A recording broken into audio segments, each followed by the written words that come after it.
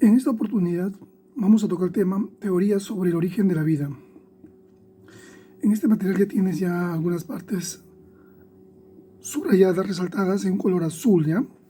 El texto. Origen de la vida. Y la primera pregunta que nos haremos es, ¿qué es la vida? Es algo complejo, ¿no?, de responder. ¿Qué es la vida?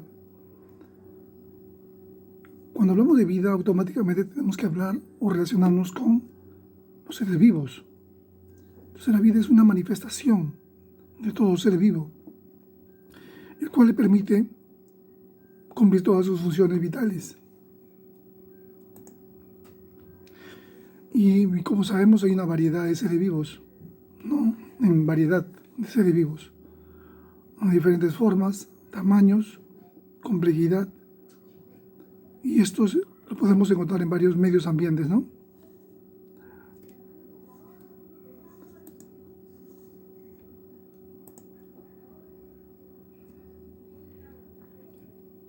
El tema es teoría sobre el origen de la vida. Lo que buscamos es entender, explicar cómo es que han evolucionado los conceptos, las teorías sobre el origen de la vida. ¿Qué experimentos se hicieron? ¿Cuál es el más importante? Bien, comenzamos. Teoría sobre el origen de la vida. Esto es lo que tienes que tomar en cuenta, lo que está subrayadito en celeste, ¿eh? Dice, el planeta Tierra es muy antiguo, obviamente, ¿no? La edad de la Tierra sería aproximadamente de unos 4.500 millones de años. 4.500 millones de años. Se dice que los primeros seres vivos aparecieron cerca de unos 3.500 millones de años. O sea, unos mil millones de años no existía la vida, ¿no? Hasta que poco a poco fue dándose las condiciones.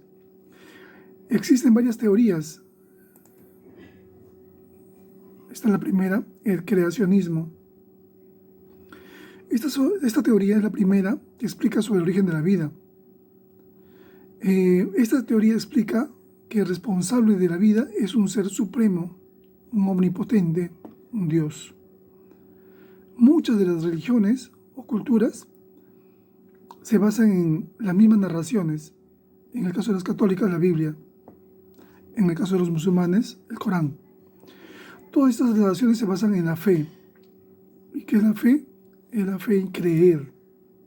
Si una persona tiene fe, va a creer nada más. No va a discutir, no va a analizar. Por eso esta teoría dice, no entra en el dominio de la ciencia. No se puede experimentar, no se puede demostrar.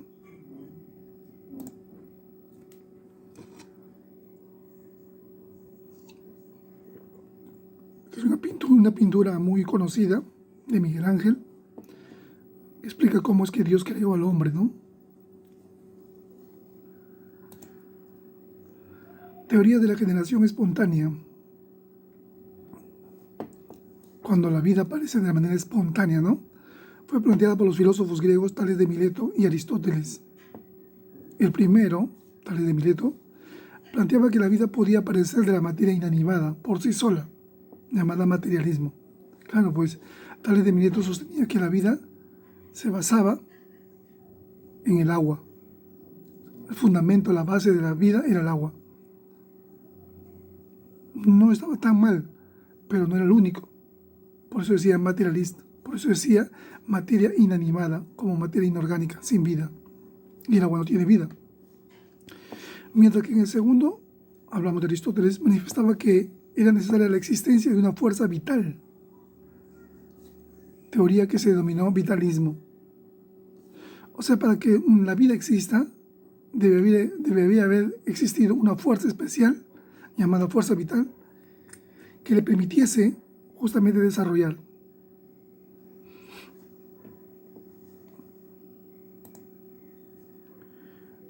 Aquí tenemos un gráfico que explica lo que hablaba Aristóteles. Dice, Aristóteles pensaba que los seres vivos podrían surgir del barro, de materia de descomposición. Por ejemplo, cocodrilos surgiendo de troncos descomponiéndose del agua. Claro, pues, si uno dejaba un tronco en el agua, se iba a descomponer y eso iba a servir de refugio de los cocodrilos. No necesariamente que el tronco se iba a transformar en cocodrilo, pero eso es lo que él veía, entre comillas. Van Helmont sostenía que si dejaban ciertos alimentos, ¿no?, orgánicos, como trigo, pan, esto con el tiempo podían transformarse en ratones. Hoy en día sabemos que pues el ratón aparecía porque encontraba el alimento ahí, ¿verdad? Teoría de la biogénesis. Vida, génesis, inicio, comienzo de la vida. Ellos están convencidos en que algo tan complejo como la vida no podía surgir de materia inerte, ¿no? O sea, Tales de Mileto no tenía tanto razón de ser, ni tampoco que había una fuerza especial que permitía que estos se transformaran, tampoco. Aristóteles tampoco. La teoría de la biogénesis puede resumirse en la siguiente manera, que la vida solo surge de una forma de vida anterior, o sea, la vida se transmitía de una a otra. Y esto lo demostraron muchos personajes como Redi, Spallanzani y Pasteur. Ahí está el experimento de Redi. Colocó en un frasco trozos de carne, lo dejó un tiempo y observó que de la carne en descomposición surgían, entre comillas, la vida. O sea, como la materia orgánica podía producir vida. Ese es un caso. En otro caso, tomó 2 frascos con carne, pero los tapó. Y observó que la vida no se desarrollaba. Comenzó a analizar. En otro frasco colocó mismos trozos de carnes, pero no lo tapó herméticamente, como en el segundo caso, sino lo cubrió con una tela. Y la vida apareció en la parte superior. Entonces no tenía nada que ver la materia muerta en descomposición. Ahí se entendió que las moscas dejaban huevo donde encontraban suficiente materia prima para sobrevivir sus crías. Ese fue el aporte de Redi. Spallanzani calentó, ¿no?, unas sustancias y luego la dejó enfriar, y luego estas sustancias con el tiempo fueron generando microorganismos. Hizo otro experimento, lo calentó, lo dejó enfriar, pero no apareció ningún otro microorganismo. ¿A qué se debió que primero aparecieron y luego no aparecieron? Simple y sencillo, que en la primera experiencia el frasco, matas el hermella se llama esto, estaba descubierto, mira, no tiene tapa. Y en el segundo caso, sí estaba cubierto. Entonces, ¿qué quiere decir? Que esto, al estar descubierto, se pudo haber contaminado, ¿no? Los microorganismos pudieron haber llegado a través del aire. En cambio aquí no, pues. Lázaro Spallanzani. Louis Pasteur. Louis Pasteur virtió un caldo en un matraz, el cuello lo encurvó, lo calentó y no se desarrolló la vida, porque los microorganismos que entraban se quedaban atorados, retenidos aquí. En cambio, cuando volvió a hacer lo mismo, pero inclinó el frasco, ahí sí los microorganismos pudieron entrar y contaminaron el caldo y se desarrollaron nuevos microorganismos. Teoría cosmozoica. Teoría cosmozoica. Cosmos, universo, zoica, animales. Esta teoría fue propuesta por Arrhenius. Planteaba que alguna forma de vida había ingresado a nuestro planeta o sistema solar proveniente del cosmos. bajo la forma de esporas bacterianas. A este proceso se denominó panspermia, cosmozoica o panspermia. Esta teoría presenta el inconveniente de que tener que explicar de qué manera este invasor extraterrestre vivo habría solucionado el problema que significa atravesar la barrera de nuestra atmósfera. Claro, pues, si este organismo, entre comillas, vivo, estaba adaptado a vivir en el espacio sin oxígeno, ¿cómo cuando llega a la Tierra puede sobrevivir si había oxígeno? O sea, en un medio, un ambiente completamente diferente. Eso fue un poquito su contradicción. O sea, ¿y cómo llegaron todos estos organismos? A través de cometas, ¿no? En la superficie, esporas, bacterias, y atravesaron y llegaron ahí, a la Tierra. Así llegó la Tierra, la vida a la Tierra, en el espacio. Cosmozoica o panspermia. La teoría de la litopanspermia, en realidad es una hipótesis, ¿no? Esta teoría afirmaba que la posibilidad de que los seres vivos podían haber viajado del espacio protegidos en el interior de los meteoritos. Hay un detalle importante, ¿no? Cuando un meteorito atraviesa la atmósfera, comienza a arder, cuando atraviesa la atmósfera. Y al atravesar la atmósfera, arde, y muchos o casi todos los organismos, si se encuentran a elevadas temperaturas, pues mueren. Teorías de la evolución química, también llamada teoría de la quimiosíntesis. Lo propuso Oparin, el máximo representante de Oparin. Él sostenía que en la Tierra, bajo las condiciones atmosféricas primitivas, ¿no?, pudo haber permitido desarrollar moléculas orgánicas complejas y luego formar vidas. O sea, para él se pudo haber desarrollado la vida en función a las condiciones atmosféricas de ese momento, de ese tiempo. Y aquí describe un poquitito cómo era. Dice, había ausencia de oxígeno, había abundante hidrógeno molecular, metano y amoníaco. Tierra era caliente, amoníaco, CO2, CO, no había oxígeno.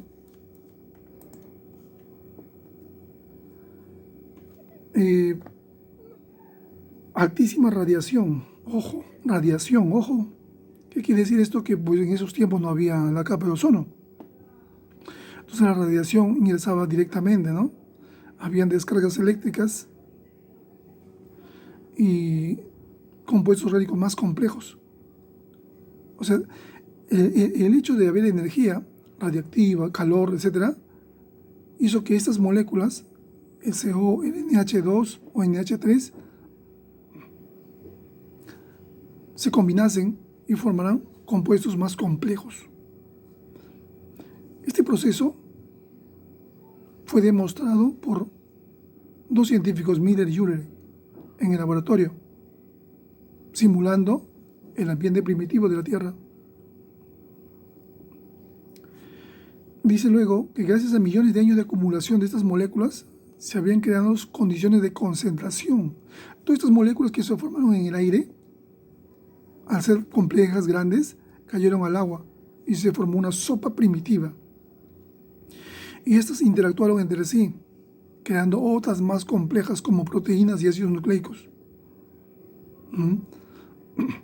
Estas moléculas orgánicas más complejas se habrían organizado y habían formado ya los famosos coacervados. Esta palabra es hermosa, importante, que es la primera manifestación de un ser vivo. Coacervados. Aquellas moléculas exitosas, entre paréntesis coacervados, en la competencia del espacio y materias primas de su entorno, habrían sobrevivido desarrollando eventualmente capacidad de realizar reacciones de tipo metabolismo anaeróbico y posteriormente quimiosíntesis. O sea, estos coacervados, con la finalidad de sobrevivir para obtener todas las sustancias que había a su alrededor, fueron desarrollando reacciones de metabolismo, tanto aeróbico como anaeróbico.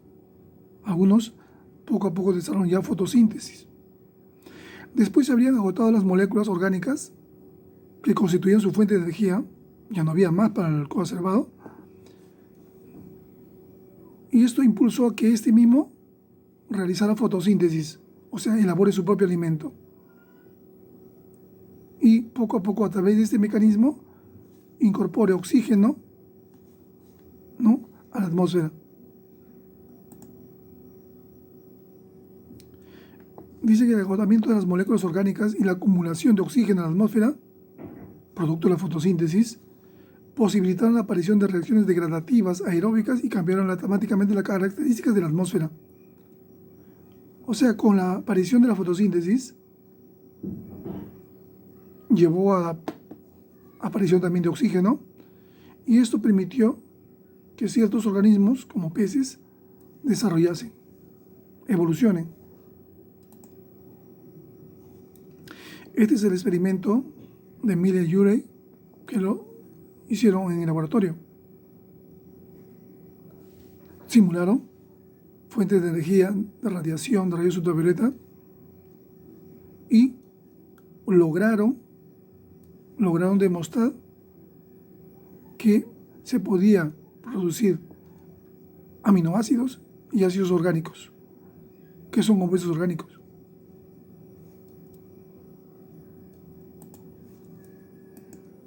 Acá podemos ver más detalladamente, ¿no? Acá comenzaba todo, un océano primitivo en ebullición, fuente de calor. Luego aquí le añadían metano e hidrógeno. El gas pasaba aquí, y aquí con descargas eléctricas, ¿no?, el metano, el hidrógeno, el amoníaco se iban a fusionar, combinar, para luego finalmente obtener moléculas orgánicas como aminoácidos, que normalmente lo producen compuestos orgánicos o seres vivos.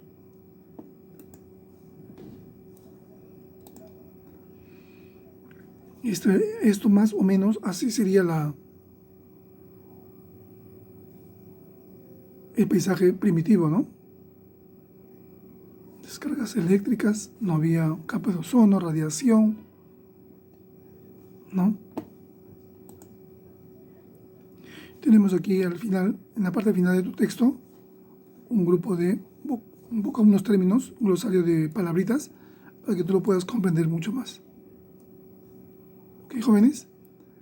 Esto ha sido el tema sobre teorías del origen de la vida.